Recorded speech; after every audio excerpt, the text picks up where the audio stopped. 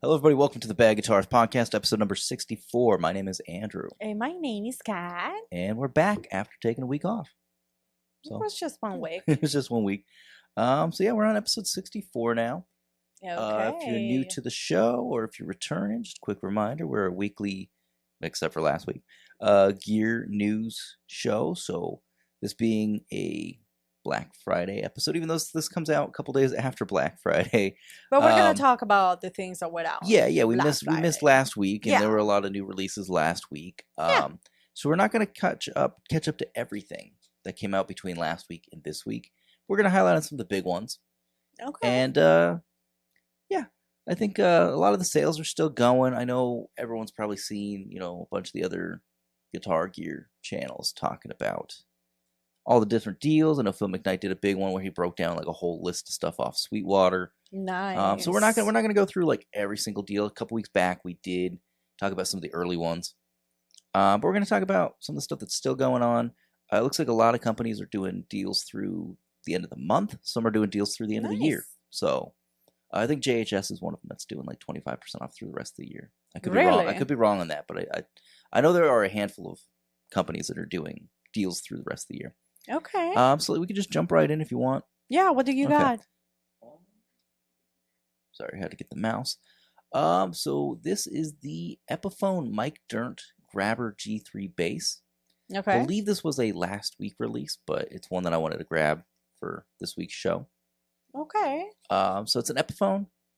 This is $1,299. It looks like there's also a natural, which is more what I remember seeing Mike Dirnt play throughout his career, is like the natural colored ones. Really? Which one would you rather? Well, it looks like it says the natural. We're on the Gibson website. Yeah. The Epiphone website. Well, the Epiphone section of the Gibson website. Sorry. And it says the natural is exclusive, so I'm wondering if that's probably like a Guitar Center exclusive or something. But yeah, I'll probably have the natural over the Silver Burst. Really? This is also quite a bit more expensive than the regular Epiphone Grabber reissue that just has a single humbucker pickup. Okay. This one has it looks like 3 single coils. So we'll jump into the details here in a second. But I did see when I was looking this one up, the regular Grabber bass is on sale right now, I think, for like $8.99. The usual price is like $9.99. So this one is, being a new product, it's full price right now, $1,300. So it is a maple double cutaway body with 3-piece maple neck and a C profile, ebony fingerboard on the Silver Burst model, and then maple fretboard on the natural. And it has 20 medium jumbo frets in black abalone dot position markers. It does have USA-made Gibson G3 pickups. Okay. In what they're calling a $1.50 configuration. What's that? I don't know. Oh. Maybe it'll explain lower down. And it does come with a hard shell case, which is cool for an Epiphone coming with a hard shell case. That's nice. The only detail I don't like about these, and this is just a critique I have of the Grabber bass in general. Okay. The headstock has like the flying V headstock. I don't know why they did it that way instead of like the SG bass headstock or anything else. And you don't like the bead-shaped one? I don't really care for it on this guitar. It makes sense on the flying V's. I don't know. Okay. And I don't know if this is going to be a limited run or if this is around to stay. So let's see. The 34-inch scale neck. Like I said, the ebony fretboard on the Silver Burst model. Let's see, body specs. No, I'm not seeing any other specs that we didn't already see. I don't see anything about the... Go again, what is it? $1.50? $1.50 is what they're calling it. Yeah, it just says that they're all 3 Gibson USA G3 pickups with a 3-way toggle, master volume and master tone. So I'm guessing you only use one at a time? The bridge is a Leo Quan Badass 2. Dual action truss rod. Tuners are nickel plated. Not much else to say. 4-ply pickguard, ivory switch tip. Huh. Not much information on it though. Yeah. Okay. Miscellaneous specs. Let's see if it says it there. No, I'm not No. seeing anything about it. Okay.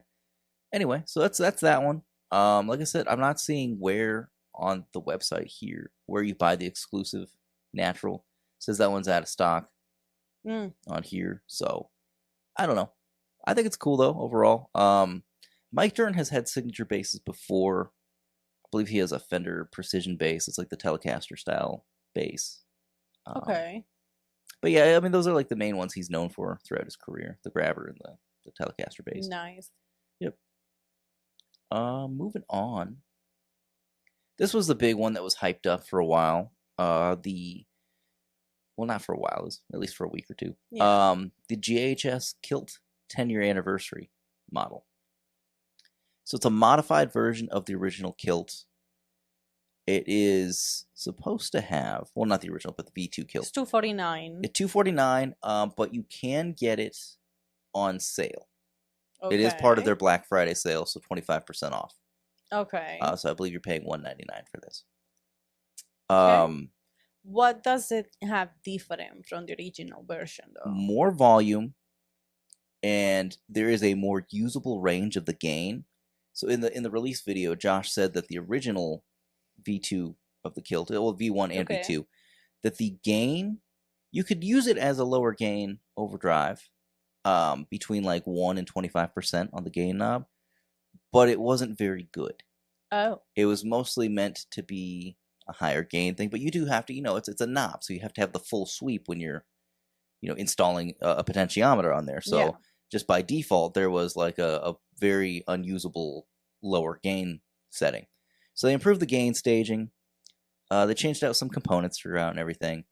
So now it can be more usable as an overdrive, a distortion, and a fuzz. Okay. Let's see if there's any specific things listed here on the... Yep, improved gain control. So now offers far more usable range from 0 to 25%, unlocking articulate low gain features or textures. No more dead zones, just smooth musical breakup. Enhanced high-end clarity. So they refined the top end to help the pedal cut through a mix. That was one thing he said in the video too, is that the flat toggle, the cut and flat toggle, it's designed around people using big Marshall stacks and stuff where it's more noticeable on a bigger amp, but people these days are playing at home through smaller amps or modelers or whatever. So that switch wasn't really doing much for people that were playing with smaller amps. So they've enhanced that bit of the circuit so that you do hear a more audible difference between that being on and off. Okay. The gain toggles have been tweaked for more usable gain parameters while keeping the pedal's original feel and settings. The low cut toggle is now far more amp friendly, as I was just saying. And then there's a new clipping circuit that adds a touch sensitive feel and nuance without departing the pedal's original core identity. It's slightly more compression, distortion on tap, and a smoother attack. Think Kilt V2 but bigger. From the first chord you play, you will love how it feels. Now they only did 5,000 of these, which is for a JHS, that's a big limited release. To do 5,000? Really? Yeah, because sometimes they'll do like 500 or 1,000. So really cool. I prefer the artwork of the regular V2 to this one. Okay. But that's a matter of opinion. I love the shiny metal enclosure on this thing. What's the artwork on the other one? It's a Kilt as well, but it doesn't look exactly like this Kilt. Oh. I don't know. I feel like this one looks a little too cartoony for my preference, but and I am seeing it looks like it's still available on their website directly. Okay. And some dealers have it. I noticed there was a local dealer that posted that they have, for a local to us dealer, posted that they have it in stock, but I don't think they're honoring. I don't think they're honoring the 25% off because they were listing it for $250. Oh, really? So I don't know. I thought in the U.S. because of like map pricing and stuff that like dealers were required. I thought dealers were required to honor it. So I don't know. Maybe they were just listening as like, here's the regular price. Come in store, you'll get the discount. I don't know. But it's cool to see that there's dealers that if we wanted to go try one, like there's at least one store in Arizona that has it. Okay. I'm trying to find the regular Kilt for you to see. Yeah, I see there. it. I prefer that artwork. I don't know. The new Okay. enclosure is really shiny too. I don't know, I think that's cool. I don't know. Yeah, I know your opinion on the JHS You know what I think enclosures. about JHS. It's nothing about the sound, it's more about the way it looks. Speaking of that exact same topic, here's one that I don't know how you're gonna feel about. Oh, I already saw that. Yeah, Wampler put out the TCD, the Compulsion Drive, overdrive / distortion pedal. I actually like the sound of this one a lot. It's, for those that can't, if you're not watching the video version and you haven't seen this yet, it's Wampler's take on the OCD circuit. So he ditched the Comic Sans font that Fulltone used on the original, and they added a lot more features. He did say he kept a lot of original stuff to the original OCD circuit in here, but then just gave it more. So there's some things he didn't change whatsoever, and then there's other things he changed to, increase. TCD? Huh? Well, the compulsion drive, the original OCD is obsessive compulsive drive. Oh. So okay. Yeah, it's it's so people know that this is what it's a clone of. Well, not even a clone, but an interpretation of. Okay. Now the OCD only has one tone knob. I believe he said he kept that intact through the treble knob. Okay. But then added controls for bass and mids, which is really cool to have a 3-band EQ on any overdrive. How much is this? This one is $199.97. Okay. And it has 2 modes, so he has like one that's more like the original mode, and then one that's his take on it. I've seen people online talking about it already that they're not a fan necessarily of the way it looks. But the OCD, the original OCD, looks terrible. You've seen it, right? It has that weird Comic Sans font. Yeah. And the thing about this is it's for people that... this is what I think it's for. I mean, one, Brian Wampler is great at gain-based circuits. He knows overdrives, distortions, fuzzes. But for people that want the sound of an OCD, but ethically don't want to touch anything related to Mike Fuller and Fulltone over the whole controversy he's had in the last several years. He continues to just be an internet troll. A lot of things about this guy that, a lot of people are staying away from. So I think this is a more what people consider ethical way of getting that circuit. Because there are a lot of people in the guitar gear community and a lot of people online that will openly say like they want nothing to do with Fulltone, despite the fact that the OCD is one of the most well-loved overdrive distortions ever. And it was one of the early, boutique pedals out there that got huge. Fulltone, Mike Fuller and Fulltone, they were one of the first big boutique companies that made it big into, I remember that I was talking about. Making it into like actual like dealers and stuff. But yeah, I think this is a cool take on it. I think it sounds great. You can run this at 9 to 18 volts. Still, to me though, the best sounding, and I would say I this is personally because I owned one. I owned an OCD at one point. But the Electro-Harmonix OD glove is like $88, I think. $89, something like that. That is the best take on the circuit I have ever personally played. Cannot do as much as, this Wampler TCD. But it had a toggle for 2 different modes. Basic 3-knob configuration. But internally, there was a dip switch, if I remember correctly. Where you didn't have to run it at 9 or 18 volts, the switch would automatically double the voltage to 18.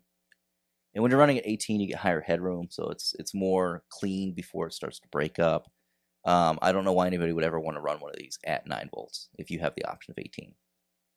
But still, yeah, $200. I think this is, sounds about right for a Wampler pedal, competing with other overdrives in the same category and the same price point. So I think it's worth, people taking a look at.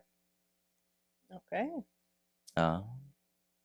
This next one, I didn't do any research on. Oh.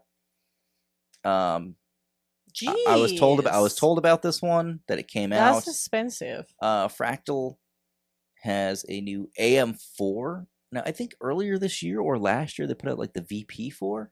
Now, let me to tell you something without you talking about it. Yeah. It looks expensive. Yeah. And it is expensive. It's not like those pedals that look cheap, but they Yeah. are really expensive. This one actually looks really expensive. Yeah. I mean, it looks like it's probably maybe just slightly bigger than.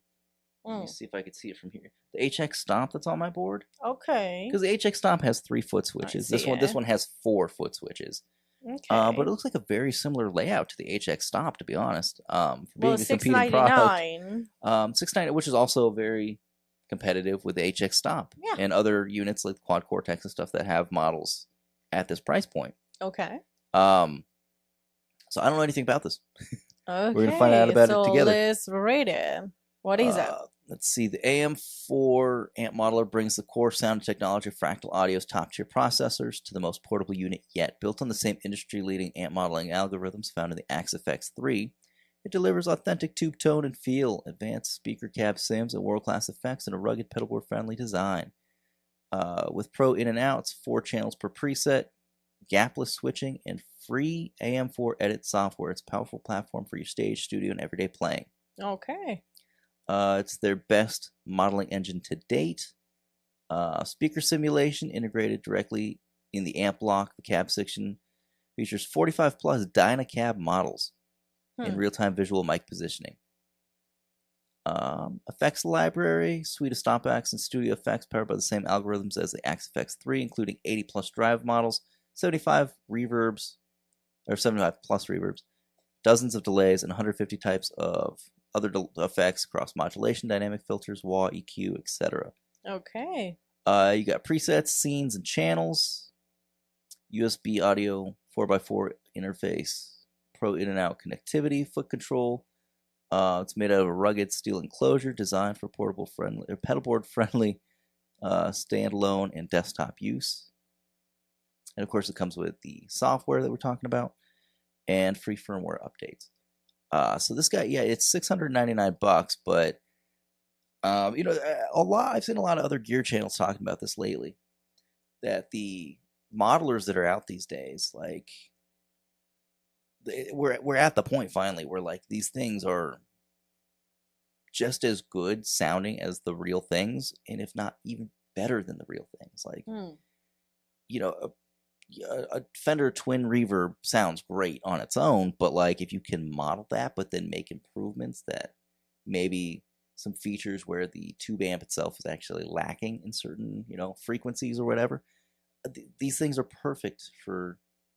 They want these to be long-lasting devices for people, especially we talked about it when it was announced, but the Line 6 Helix XL or whatever it's called, Helix Stadium.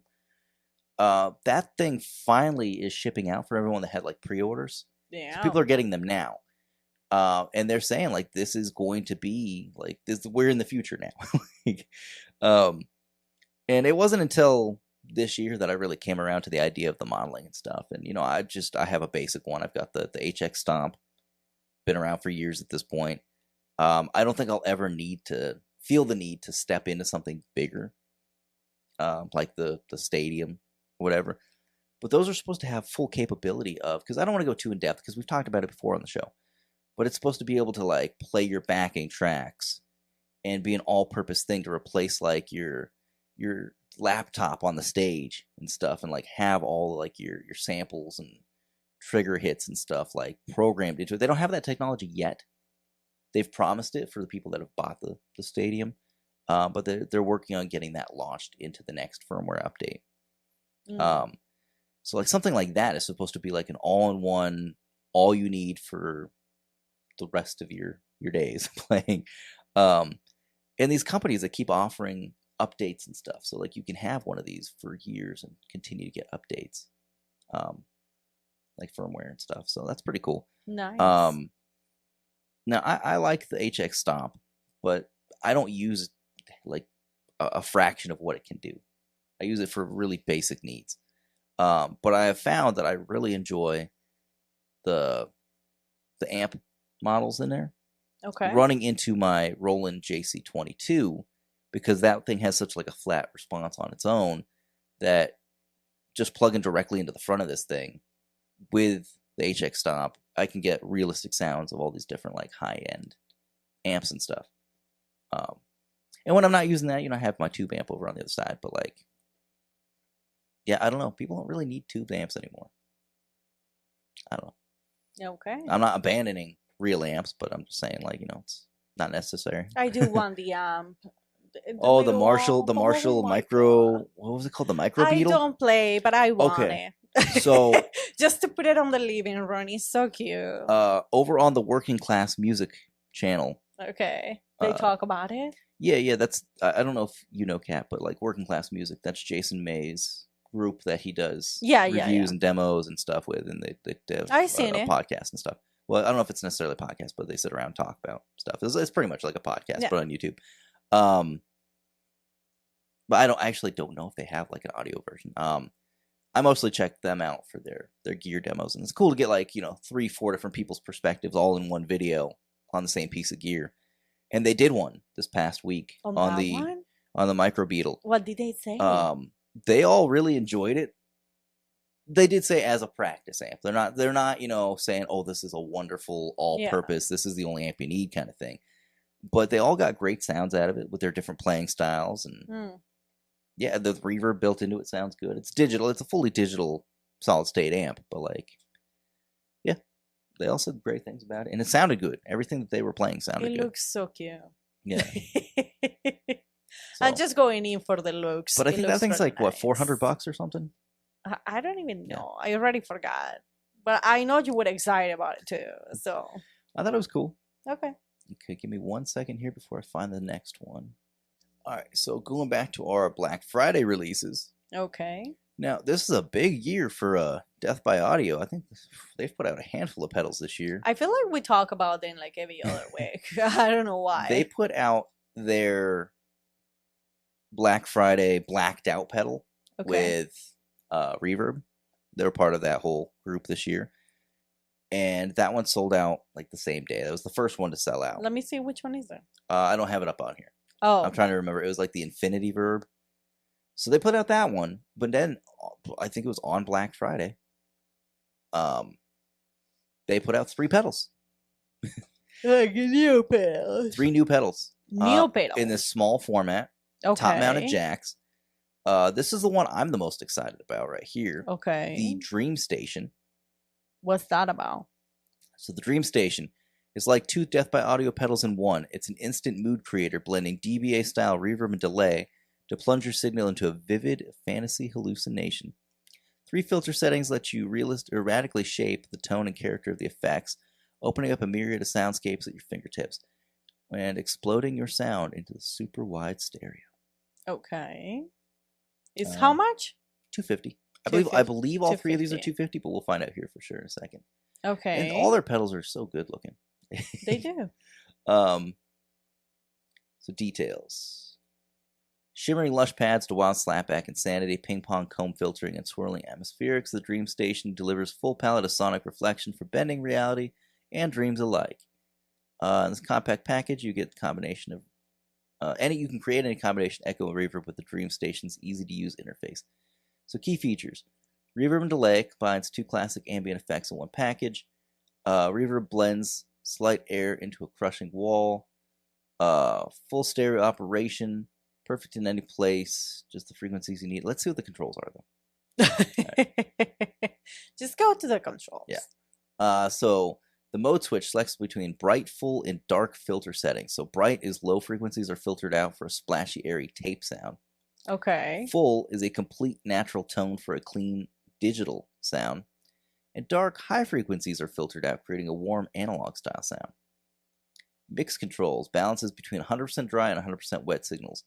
When trails are activated with an internal control and the pedal is bypassed, mix still sets the volume of the wet signal. Reverb time adjusts the overall reverb length, turn it down for subtle ambience or pure delay, turn it up for lush immersive reverb. Echo time sets the delay time from 2 milliseconds to 500. Yeah. In stereo mode, it'll ping pong between your 2 outputs.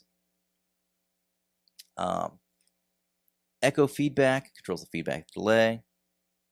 Anything past around 3 o'clock triggers oscillation. And then there's input configuration switches for mono and stereo. And then trails or no trails. So really cool. It's a $250. Okay. And let's jump into the second one. the Moonbeam Phaser.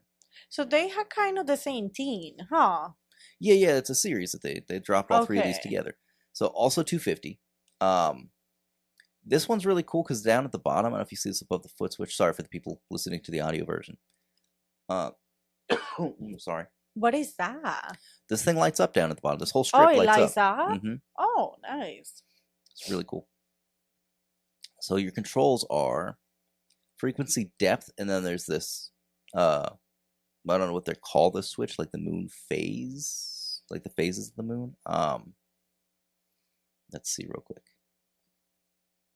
Okay, they just call it phase selector. Oh. But it shows different phases of the moon from, like the smallest all the way up to the full moon. Well, it actually looks like there's an empty one as like an eclipse. So red is a sweeping high pass filter and tremolo. 2, yellow is a sweeping notch filter with resonant peaks on each side. 3 is a cross between a phaser and a harmonic trem. 4 is the most famous classic phaser sound you know and love. It's probably like a phase 90. 5 adds in more intense resonance and treble focus in the 4-phase sound. And 6 is a full bassy and chewy sounding phaser sound.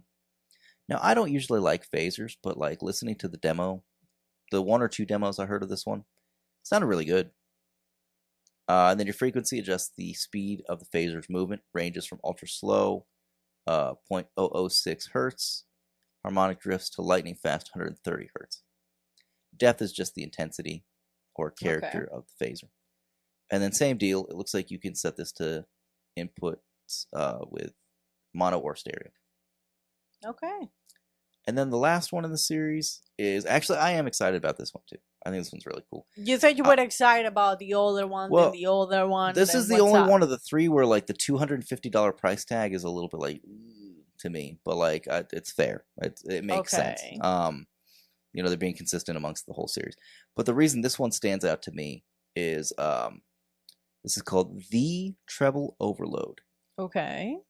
So legendary piercing tone reimagined. The Treble Overload revives the coveted treble boost circuit from the infamous limited edition pedal, the Fuzz War Overload, this time packed with extra features and unleashed as its own weapon. Now, the thing about that pedal, the Fuzz War Overload, is it was a limited edition signature fuzz for John Dwyer of the OCs. So that's one of my favorite bands. So I'm really excited to see that they've taken the treble boost circuit out of that and put it in its own thing. Okay. And your controls are simple. Let's boost and limit on the front here, but let's see if there's anything internal. Nope, that's it. Those 2 knobs. So boost adjusts the gain of the boost, ranging from a sharp plus 17 decibels to an extremely sharp plus 52 decibel blast, enough to hit distortion territory and deliver that signature gnarly edge. Limit sets the maximum output volume, crank the boost, and turn the limit down for a controlled output level. So that's really cool. Okay. The limit really lets you like turn this thing into like a distortion. Yeah, I actually, I don't know. I don't know which one between the 2 I like more. That's 500. I'm not buying both. not right away. I'm just saying. No, but I would probably, me personally, skip the phaser because I just don't know how to work phasers. I never have been able to like successfully use a phaser. And then yeah, I'd probably have to fight myself to decide between the Dream Station and the Overload. In other news, you bought a new guitar. Oh, you want to talk about that? All right. So the reason we didn't do an episode last week, the reason we did no episode last week is we left the country. We went to visit Kat's family in Colombia, and that was a week-long journey. I was hoping we'd be able to stop into a music store while we were out there. I knew it was going to happen. The reason being was like, I've been really after for the last like 2 months, where I've talked about it on the show, but I've been after a Yamaha Pacifica Telecaster style guitar. Now everyone knows about the Telecaster or the Strat style Pacificas, but there was a short time where they were making Tele style ones. They were also called Pacificas. Based on the model names and numbers, you couldn't tell the difference just by seeing it on a piece of paper, like what if it was a Tele or a Strat.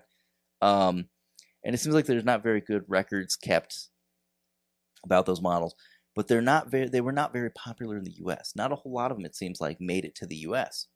But they were big in Asia, Europe, and South America. With Yamaha being, I believe, the biggest guitar manufacturer in the world, like not the most popular, but they produce the most guitars in the world. I may be incorrect on that, but the last I looked into it, that was the case. So that being said, well, we didn't find the Telecaster one. Do you want to hand it to me? I don't know if you can around your headphones. All right. I know. Hold on. So the one music store that was, there was probably more than one, but we only saw one. We only saw in her one parents' in town. There's probably some pawn shops It's not we a could have big checked. town. There's probably some pawn shops we could have checked out. I didn't see a single pawn shop while we were there, but you said they existed. Yeah, that's where my dad bought my first computer. But yeah, we weren't specifically looking for pawn shops or anything. We knew in advance prior to us going that there was at least one music store in town. Yeah. And then there was one day that we were actually out walking through like the downtown section, and Kat asked her mom if it was nearby, and it was one street over from where we already were. So yeah, we walked over there. It was a weird music store because it was also like a print shop. They had one of those massive like Roland there were like banner three businesses printers. in one shop. And then there was some lady, I don't know what she was doing. She was sitting there at a desk, and it looks like she was doing like some legal work or something. I don't know. Okay. So she had to call some other guy over, and he helped us out in the music store, and we looked at they had a lot of acoustic instruments. They did. Ukuleles, acoustic guitars, some more traditional music instruments. But as far as electric guitars, they only had like 6 of them. And one was a Squier. It was just a Squier Telly. It was probably like a Bullet Telly or something. 2 was, the brand was like Daylor or Daylon or something. Wasn't familiar with it. It was probably like a Colombian brand or something. And they only had 2 in that. One was a Strat copy, and then the other one was a really nice looking bass, but the bass was super expensive. It was. And the only way we were going to be able to get this back home, if I bought something, was to take the neck off, wrap the neck, wrap the body, and put them in our checked bag. That way we wouldn't have to pay extra fees or buy like an actual like travel case. They did give us a soft shell gig bag. So I was able to fold the case, the gig bag up with the body in it, and then we just wrapped the neck in some pants. So here it is. This is a Yamaha Pacifica 012. So this is actually like the lowest end model. Which if you've seen my recent pickup video that I did, I installed one of those 1-cent pickups in Kat's Yamaha Pacifica, which is also a 012. And that's the guitar that got me inspired to be like, oh man, these Yamahas are really great, because even though they're super cheap, well, that level, the 012, is super cheap, they're really high quality. And if I was a beginner guitar today, this would be the guitar I would probably want, like a Pacifica over a Squier even. So this one is a little bit different than yours. I don't know if you guys can see it. There's a little bit of a gloss on the back. The main appeal to me with yours is that one has a completely satin finish neck. But this is an older model. You could tell by the cursive logo on the headstock. Nowadays, it's like a block script. But yeah, I think it's really cool. Somebody did some modifications to it. I don't think these are the original pickups because it doesn't sound quite like yours. And obviously the pick guard, I'll bring it back up one more time. The pick guard is this funky gray pearloid kind of thing. And I think it just looks really cool in contrast to the red body. Like this is like somebody's trying to make a super strat out of it. And I don't know if you want to set that back. Yeah, I have to change the strings on it. I had to oil the neck when we first got it back home because it's really humid there. It was insanely humid. So I had to oil the neck, and then I just got strings in today, so I'll have to actually do like a proper setup on it. The action's a little higher than I want it, but it's a great guitar. I think it's really cool. Yeah, the quality of it, the build quality is like worth something double the price. So pretty cool. Okay. So that was our big adventure for the past week. Sucks we couldn't find more music stores. We didn't really have time, but like if we had time to do more music stores, maybe next time we go, we can walk around, do some interviews with the people in the stores or something. The moment you say you wanted to take a check back, I just knew you wanted to bring back a guitar. Well, no, because you were planning on taking your parents a lot of stuff, and then they had told us that they bought our son a bunch of toys, which they did. They did. But then you mentioned, because I was mentioning to bring a bag that it was smaller, and then you said, "But how am I going to bring a guitar?" Well, I said it as a joke initially, but it ended up happening. Sure. Yeah. So bought a cheap guitar there. Anyway. It's pretty cool. What else did you got? Just a few more for today. Okay. Mythos Pedals. They teased this that they were going to be putting out a Black Friday pedal. And a couple days ago, they leaked a photo of the top section of it, and it was like, okay, this is going to be a rat clone. It had volume filter and distortion. Okay. I think it looks cool. It's called the Victor. And it looks like as of right now, they are on batch 2 pre-orders. So damn. I caught the first part of the live stream yesterday morning. Today's Saturday. So Friday morning, caught the first part of their live stream, and he was talking about it. These first initial runs are fully through-hole configuration, all in a line with all the components. It looks really clean. It does. Purple circuit board. So that's pretty cool. Yeah, purple text on a black enclosure. It's very reminiscent of a rat. It looks much like it, but obviously different enclosure, different font and everything. So it says, we finally did it. We made a distortion pedal for Black Friday 2025. Mythos Pedals is releasing the Victor, a tribute to one of the most iconic hard clipping distortion pedals of all time. It's a through-hole type build using the best parts we could get. Wema Caps OP07CP chip, NOS carbon comp resistors populate the purple circuit board inside. So this batch, they're using as many new old stock components as they could. Okay. And he said they had about 100 of them for the initial run. Clearly, they sold out of the first run. But then at the end of the live stream, or towards the end of the live stream, I don't think I caught the very end. But towards the end of the live stream, he said that they were going to be going through and seeing if they had enough transistors to make more.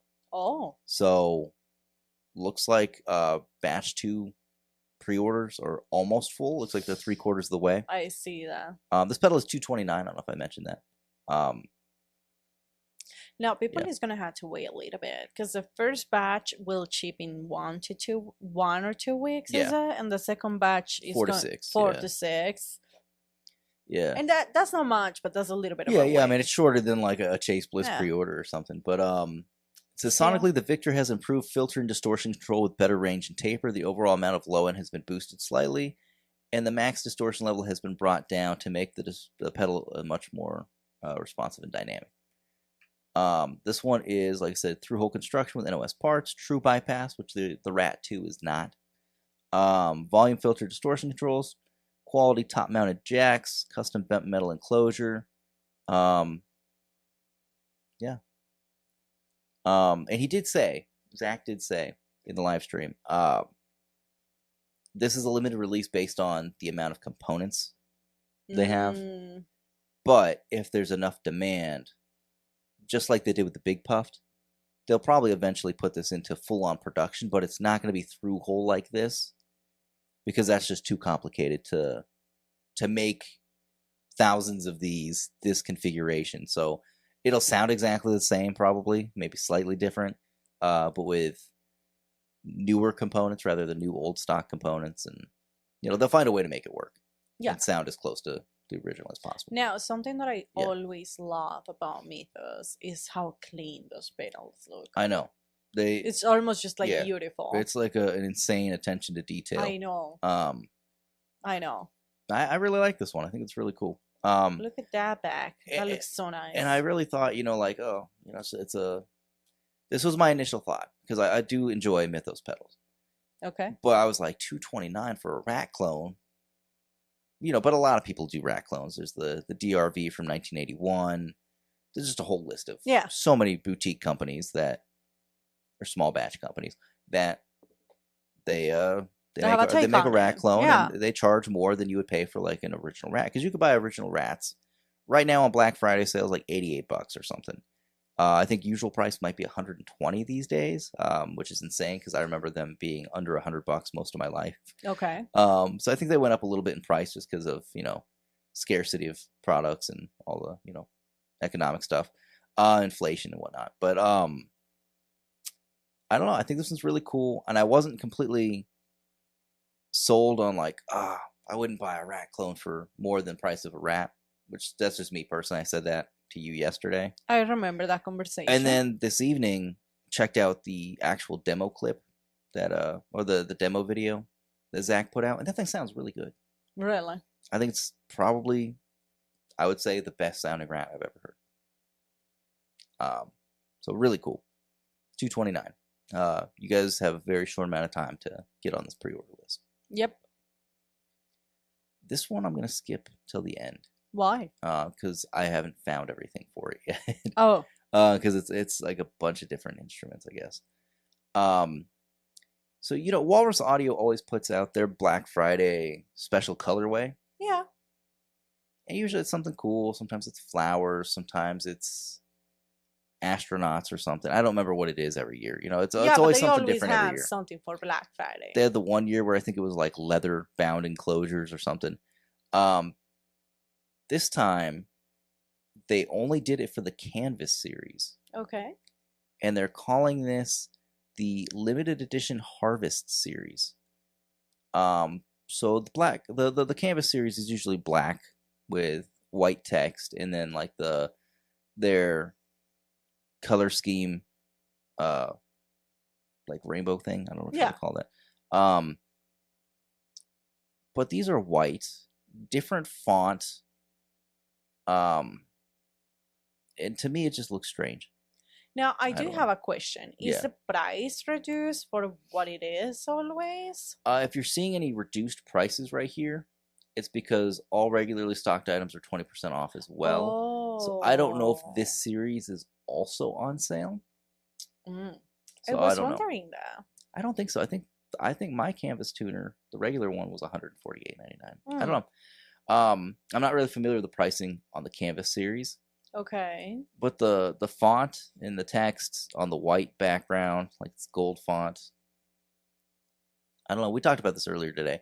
I think it looks like home decor stuff that people would have hanging on their walls and stuff, like their live, laugh, love signs. What about if that was the purpose? Yeah, it could be. Yeah.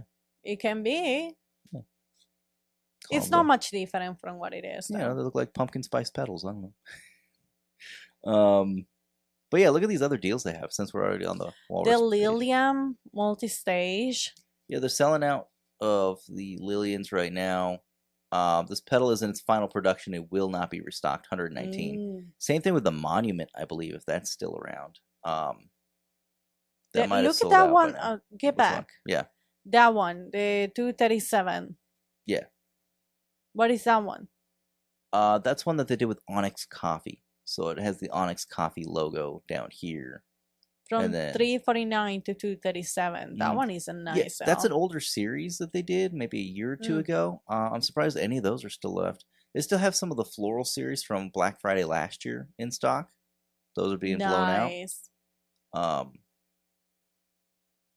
Yeah. Oh, there's the Craftsman series. I guess that was not a Black Friday. The Monument Harmonic is really cheap now. I guess that one was not a Black Friday. The leather bound enclosures. Yeah.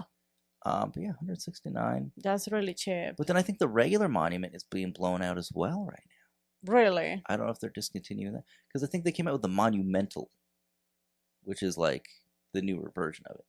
Let's see, core line. You see. Modulation octave. Monumental harmonic. Monument. Yep. Last chance to get $120. That's really good. That's cheap. Yeah. From 220. Yeah. So just like the Lillian, they're blowing this one out because they're not going to make it anymore. Okay. Because yeah, they have replaced that with the Monumental, which just upgraded version has more features. But the Monumental is, I mean, it's cheap too. Yeah, that's on sale for $223 right now. Yeah. Speaking of things that are cheap, just kidding. Here we go.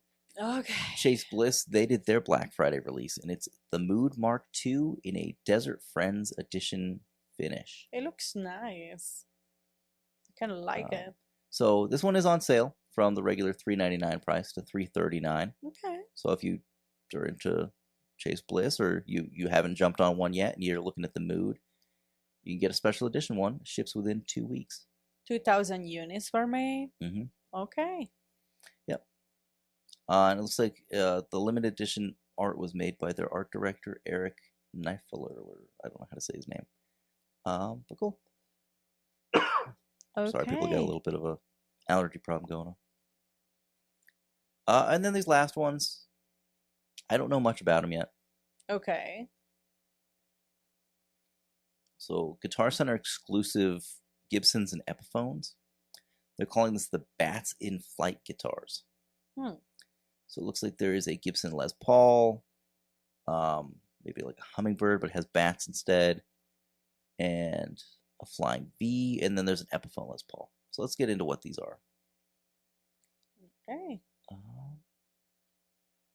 Okay, so the Gibson Custom Shop Les Paul Bats in Flight. Handpicked 4A maple flame top, mahogany body and neck, ebony fingerboard, Gibson 490R and 498T humbuckers, abalone bats in flight inlays. Okay. So it's like they're competing with PRS now. They got bats, PRS has birds. I was about to say. And then you got the Flying V. This one is a Gibson Flying V Custom. Flame maple top, ebony fingerboard, gold hardware, bats and flight inlays. And then the acoustic. Sick to spruce top, flame maple back and sides, maple neck and ebony fretboard, bats and flight maple flats and flight pickguard design, and mother of pearl bats and flight inlays. But to me, it looks like it's the same as a Hummingbird or a Dove, and they just swapped them out with bats. Okay. Yeah, it looks like that one's available in a couple different colors, midnight blue, and I wonder if they're all available in different colors. This page doesn't necessarily say, but the last option here is the Epiphone Les Paul Custom Bats in Flight. Comes in 2 dark quilted maple finishes, Epiphone Pro Bucker pickups, bats in flight inlays. Okay. That's a really nice color. It is a really nice color. I wish there was a link directly to the I Guitar know, Center because page. there's not here. more information on the colors that the guitars are going to have. Here we go. Wait. Yeah, I found it. Oh, okay. Here you go. So the Flying V is $9,699. Oof. Okay. Looks like you just have the dark purple burst. The Les Paul, the Gibson Les Paul. $9,000 $9,999. $10,000. Okay. It does say available in more colors, but I'm not seeing. Oh, okay. Okay. So dark red burst, dark orange burst. I think that might be my favorite. Dark purple burst, and then dark blue burst. Okay. Let's go back to the Flying V. Was that in other colors as well? Flying V is just in one color. So we've checked those. Let's go to the acoustic now. You get a bunch of colors there. That's $9,299.99. Okay. So $9,300. That one has a lot of colors though. Midnight Edge Burst. Blood Red Burst. Transparent Ebony. I like that one. The transparent ebony. Albany. Albany. Purple Burst. Woo, that's a new motto. And Ebony. And last off, I'm gonna cry. we got the Epiphone. Albany. All right. I can know. I can. Now, the Epiphone Les Paul, you can only have 2 colors there. Dark Purple Burst and Transparent Ebony Burst. and that one is $899. Obviously, it's the Epiphone, so it's gonna be the most most affordable. And that's all I got for you. There was more from last week. I didn't bother pulling it up because it's old news at this point. On that note, I guess we should probably get out of here and call it a night. Okay. All right, everybody. This was fun. Getting back into it. El Bonnie. Anyway, please like and subscribe to the channel for exciting, riveting news like this. And okay. all right, we'll catch you next week. Have a good night.